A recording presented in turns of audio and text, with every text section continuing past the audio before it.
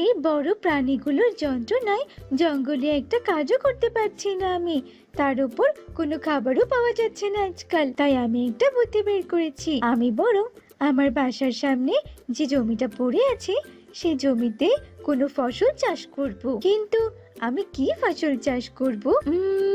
হ্যাঁ হ্যাঁ, আমি পেয়ে গেছি। আমি বরং এবার আমার জমিতে ফুলকপির চাষ করব, কারণ বাজারে এখন ফুলকপির চাহিদা অনেক বেশি। তাছাড়া ফুলকপি খেতে অনেক সুস্বাদু, এতে অনেক ভিটামিনও রয়েছে। ফুলকপি বিক্রি করে সেই টাকা দিয়ে আমি বরং আমার খাবার জোগাড় করতে পারবো। আহা, কত দিন হয়ে গেল একটু মজার মজার মিষ্টি মিষ্টি ফল খাই না। যাই, আমি বরং আগে একটু ফল সংগ্রহ করে নিয়ে আসি। এসব কথা বলে টুনি ফল সংগ্রহ করার জন্য একটি আপেল গাছে যায় আর সেই গাছের ডালে বসে মিষ্টি মিষ্টি আপেল খেতে থাকে। আহা, ঈশ্বর বোধহয় আমাদের মতো অসহায় পাখিদের জন্যই এত সুন্দর সুন্দর আপেল পাঠিয়েছে। খেতে যেমন সুস্বাদু তেমনি মিষ্টি। আহা, কত রসালো! ভাগ্যিস বড় বড় পশুরা গাছে উঠতে পারে না। যদি তারা গাছে উঠতে পারতো তাহলে আমার তো ফল খাওয়া হয়ে গিয়েছিল। বাবারে বাবা! সোনাপুর জঙ্গলে খাবারের বড্ড অভাব ছিল। সে সময় বনের সব বড় বড় পশু পাখিরা ছোট ছোট পশু পাখিদের ধরে ধরে খেয়ে ফেলতো। টুনির মতো ছোট্ট পাখিরা বড় পশু এবং পাখিদের জন্য কোনো খাবারই খেতে পারতো না। তাই তো ছোট্ট টুনি এবার ফুলকপি চাষের সিদ্ধান্ত নিয়েছে। আচ্ছা, আমি তো জমিতে চাষ করব ফুলকপি, কিন্তু ফুলকপি চাষের জন্য তো আমাকে প্রথমে জমি প্রস্তুত করতে হবে। আর জমি প্রস্তুত করার জন্য এখন আমার কোদাল প্রয়োজন। কিন্তু এবার আমি কোদাল কোথায় পাবো? আমার কাছে তো আবার কোদাল নেই। আহ, এবার তো আমি বড্ড মুশকিলে পড়ে গেলাম। এবার আমি কি করব? কি করি? হ্যাঁ হ্যাঁ, পেয়েছি। কালু দাদার বাড়িতে তো কোদাল আছে। আমি বরং চুপি চুপি কালু দাদার কোদালটাকে নিয়ে আসি।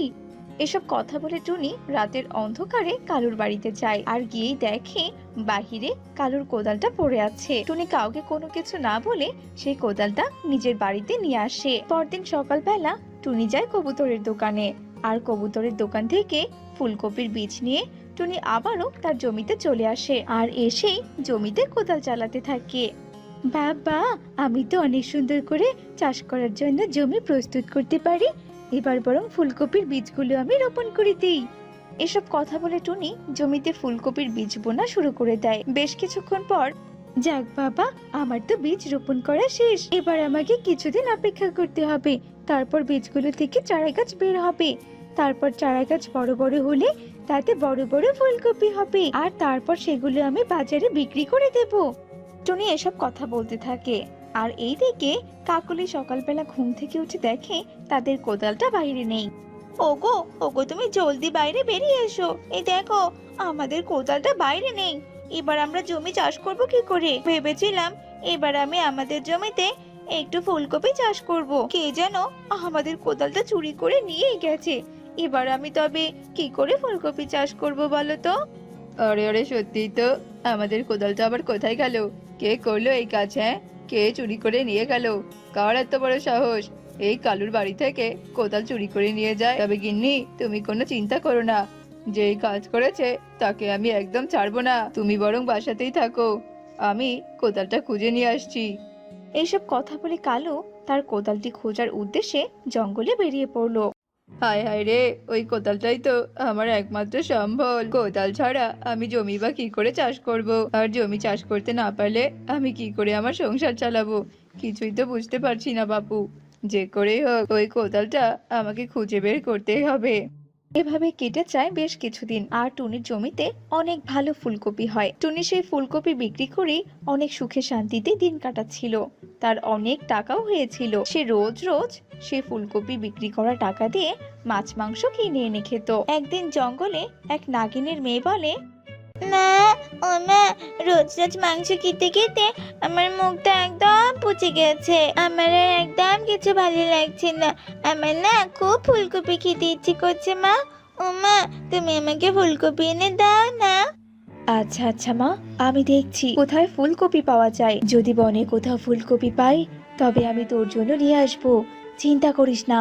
এসব কথা বলে নাগিন ফুলকপি আনার জন্য জঙ্গলে বেরিয়ে পড়ে। যেতে যেতে নাগিন টুনির ফুলকপি ক্ষেতের সামনে এসে পড়ে। আরে বাহ, এই তো একটা ফুলকপির ক্ষেত। এটা আবার কার ক্ষেত? আশেপাশে তো কাউকেই দেখতে পারছি না।